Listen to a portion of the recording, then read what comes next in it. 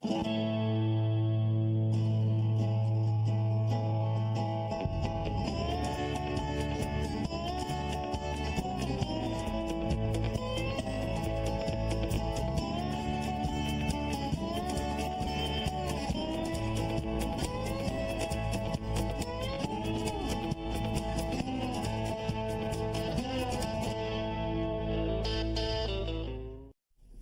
morning. I'm Kevin O'Connor, and welcome back to Ask This Old House.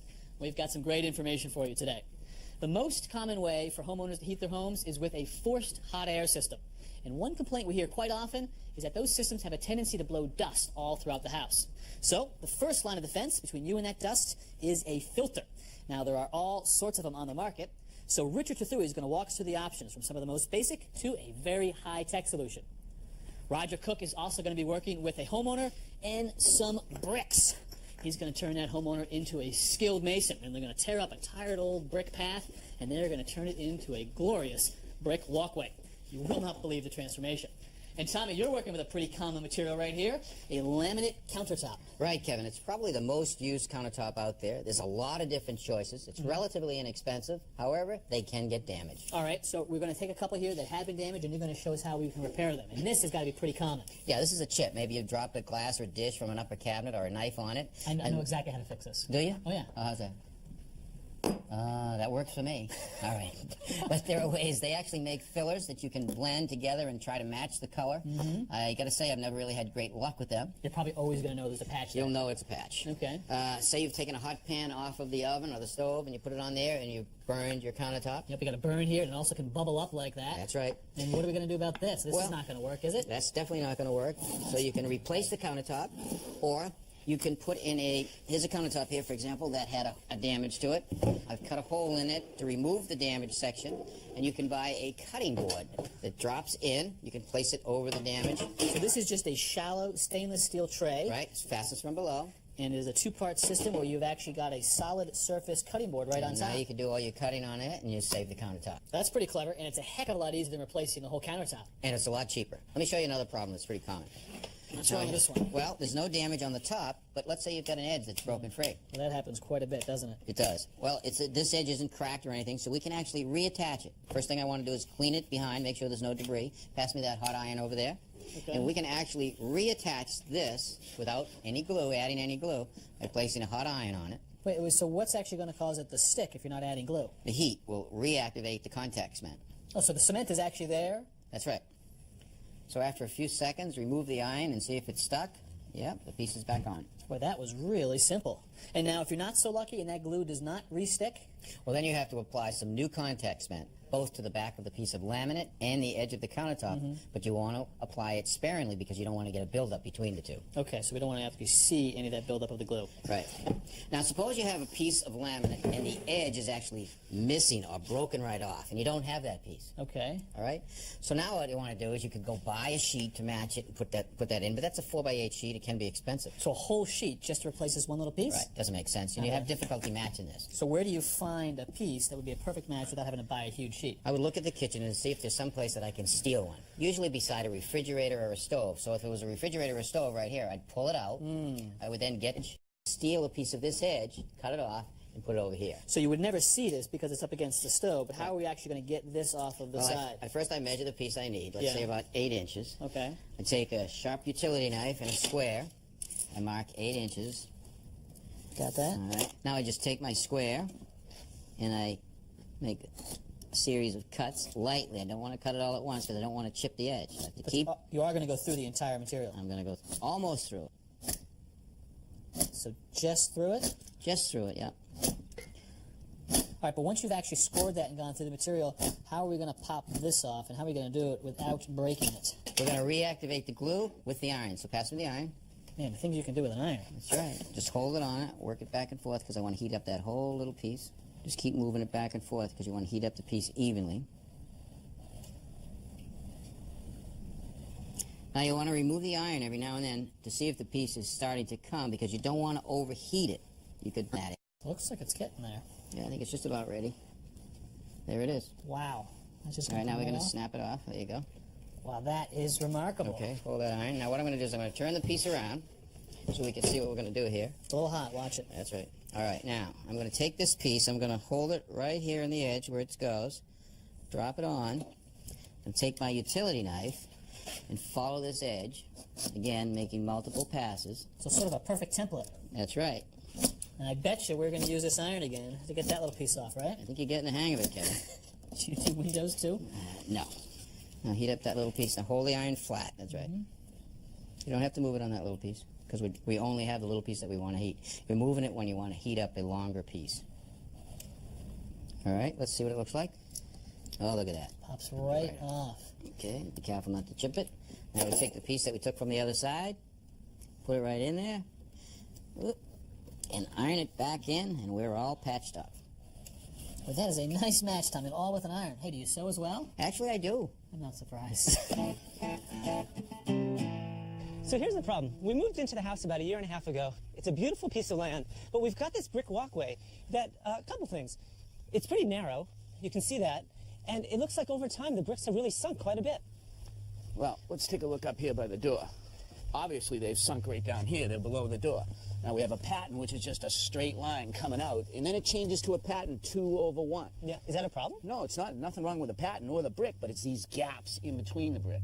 First of all, it's filling in with weeds and moss, and that can be slippery. Second of all, when the gap is that wide, the brick can move. When they're tight together, they won't move at all. And that's why it's sinking over here, and there's a lot of moss on top of it. Well, I got different ideas about the sinking, but first of all, the brick are in good shape. I really like the brick. What I don't like is places like this where they've heaved up, you could trip, and again, another hole when they settle. Now that's telling me that there's something wrong underneath the brick. So the first thing we need to do is go underneath the brick and take a look and see what we can find. I want to take one of these edge bricks out and take a look and see what's underneath here. And get one more out. Okay.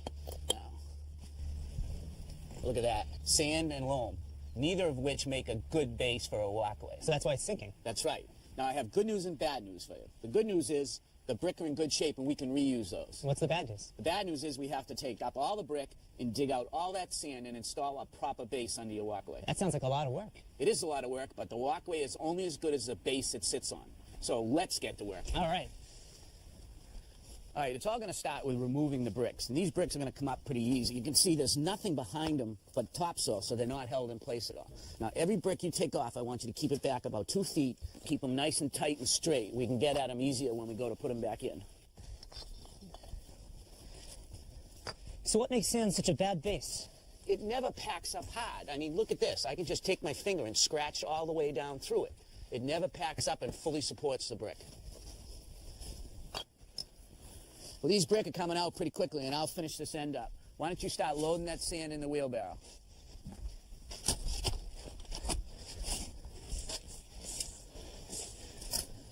David, look here. There's probably a good, 5 or 6 inches of sand, and then it's all good gravel underneath, so we're in good shape. We just got to get all that sand off, all right? So we're getting close. We're getting close. David, let me show you what we got. The door to your sun porch measures exactly 32 inches. Now, when I lay these brick out with 8 in the field and 1 edge brick on each side, the brick measures 32 inches, so it's a perfect fit for us. Now, these edge brick, when they're stood like this, are called sailors. Why are they called sailors? Because they look like sailors on a deck, shoulder to shoulder when they stand there. So to support these sailors, we're going to put in a wedge of concrete. That means we got to dig out about 6 inches behind them. And it looks like we'll have to dig on the other side, too. The other side, too. All right.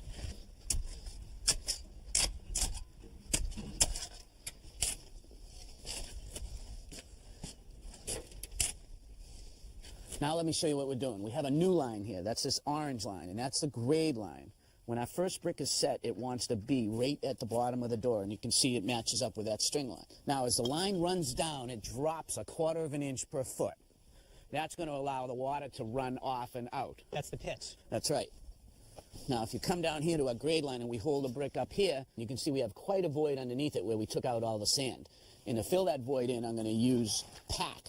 So that's better than sand. Way better. This 3/4 inch stone and stone dust mixed together, once I hit it with a compactor, will be hard as a rock. But with a stone in there, it can be kind of hard to set the brick on. So for my setting bed, I'm going to use stone dust. And how much stone dust do you use? Well, I'm going to use about 3/4 of an inch of stone dust. And if I take the measurement of the brick, which is 2 1/4, that gives me a measurement of 3 inches. So I want to set my base material at exactly 3 inches below the grade line. But the first thing we're going to do is compact the subgrade.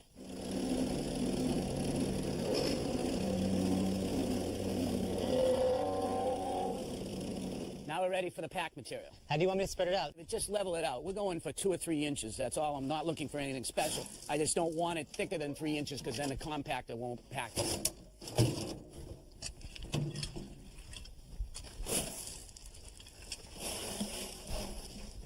Well, that's good for the first layer. Now we got to compact it.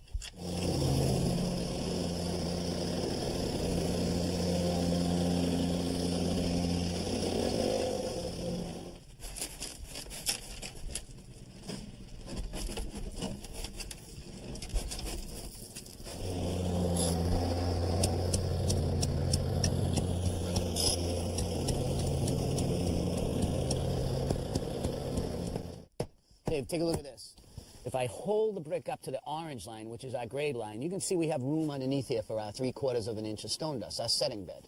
But now we got to think about our sailors. Now the sailors are going to go up against this yellow line. The yellow line is the straight line of our walkway. And then it's going to go flush with the field. Right, they're going to be down there. So what we're going to do is we're going to take and dig out a little bit of material and put a form in to help us set the sailors. For our form, we're going to use a scrap piece of decking. Now, we're going to take and line it up with our yellow line, our straight line, and you're going to take and drive in a wooden stake. Take and put one in right behind it now. Once we get all the stakes in place, we'll lift it up to the grade line. Another one in, hold it tight to the decking. The great thing about the composite decking, it's flexible, so we can use it to make a nice curve in the walkway. All right, now take the form and lift it right up to the orange line, okay? Screw it right in place. Perfect. Come on down with me. Now for the form on the other side, we're going to use the same composite decking. Now what I've done is I've cut a couple pieces of 2x4, 32 inches long, which is the width of our walk. So you're going to put those in between as a spacer. Now just take and line it up and put a stake right in behind it. Now we just cut these stakes down flush with the top of the form. Now the first brick we're going to put in are the sailors. Now we're going to have to put these down so they're flush with the top of the form. And the only way we can do that is to dig a little trench with this mini grub hoe along the edge of the board. What I like to do is get it so that the brick is down a little low. And then I'm just going to add a handful of stone dust and take the brick, pound it down in place. And that's never going to go anywhere.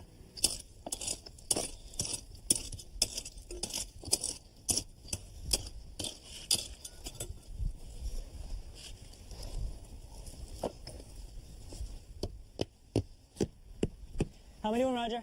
You're doing great. The sailors look perfect. A lot of work, though, huh? Yeah. Very important step in our walkway. But now it's time for the field. So what we're going to do is we're going to set down a bed of stone dust to lay the brick in. All right. Just about 3/4 of an inch, like we said earlier. So are we ready to lay the bricks down? Not just yet. We have to level and compact the stone dust first. Now, to level the stone dust, we're going to use what's called a screed, and it's just a 2x4 that I cut a notch out of, and you can see that it's a little shallower than the brick. So when I'm done, the brick's going to sit a little proud, and we're going to take and knock it down in with a rubber hammers. So I'm just going to run down this with a screed, and then we'll run over it with a tamper.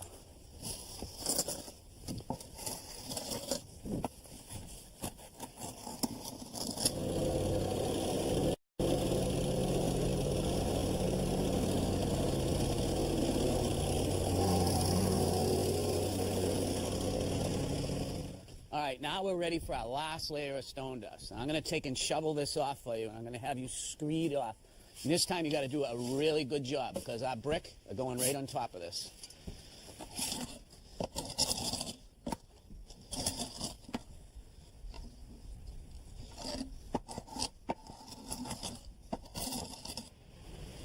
Your brick are good brick. I only have one issue with them. They're not modular. What do you mean by modular? Well, in a modular brick, twice the width is equal to the length. And you can see here when we line up your brick, that the widths do not match up to the length. They leave a big gap. And that's where we had all the moss. That's right. So if we repeat your pattern, we're going to have the same problem. What I want to do here is do a running bond pattern where we line the brick up that way, and then the next row splits the gap. So I'm going to take and start, and I'm going to put the first brick up at the door. We're going to start with a whole brick. I'm going to tap it down. And then when you're putting them in, if you see the weathered side, put it up, okay? It'll look nicer.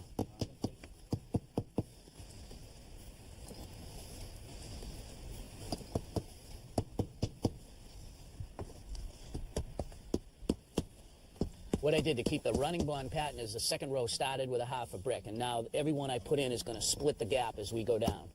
So why don't you come right up here and start on this row, all right? Okay.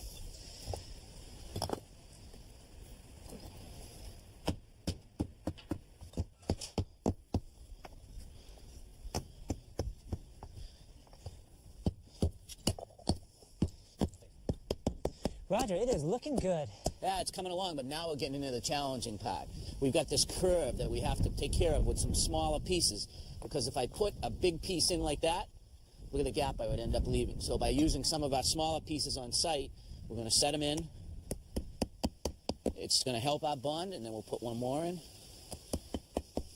And we're right back to a whole piece again. Looks great.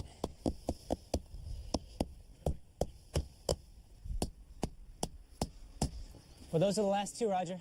Now, to lock those brick in place, we're going to take and spread some stone dust out here. Grab that broom, and I want you to take and sweep this until it fills all the joints in, locking the brick together.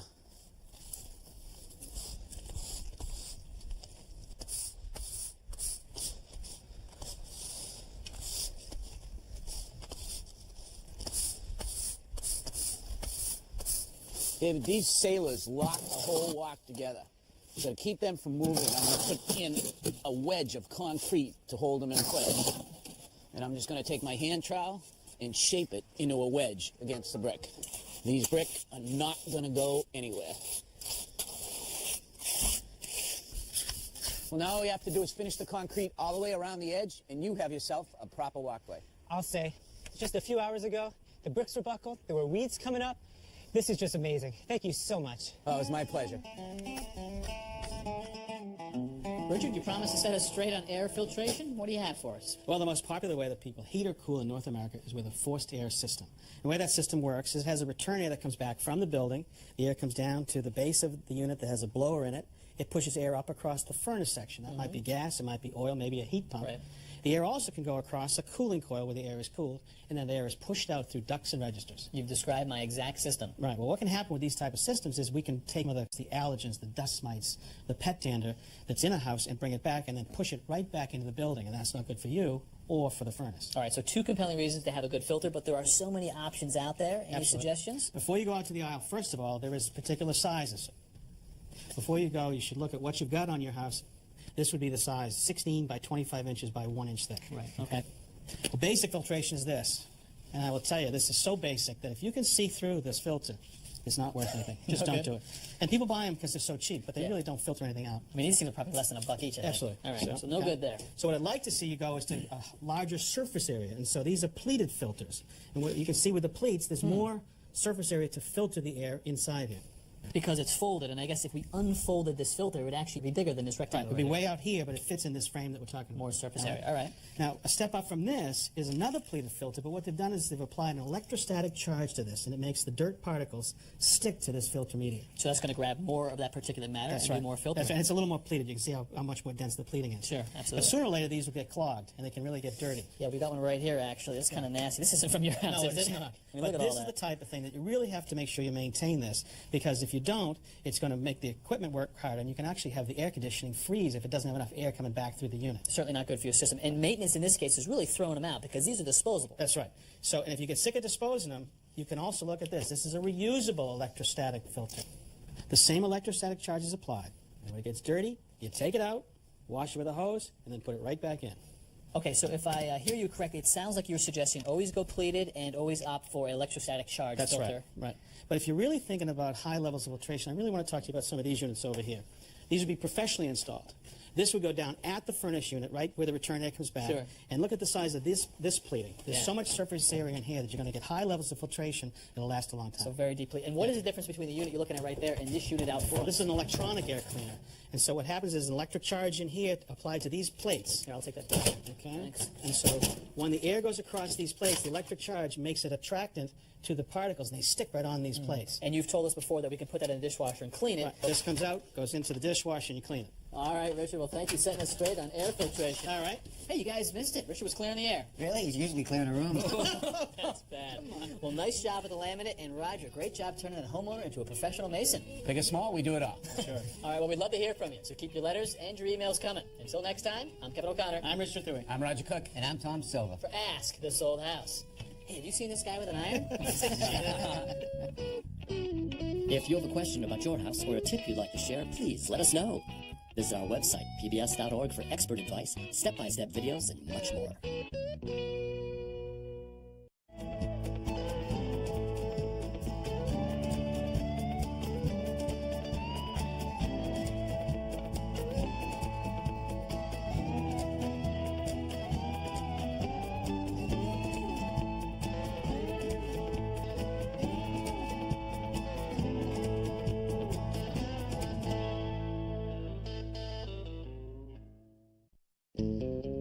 Next time on Ask This Old House, an entire episode dedicated to energy efficiency.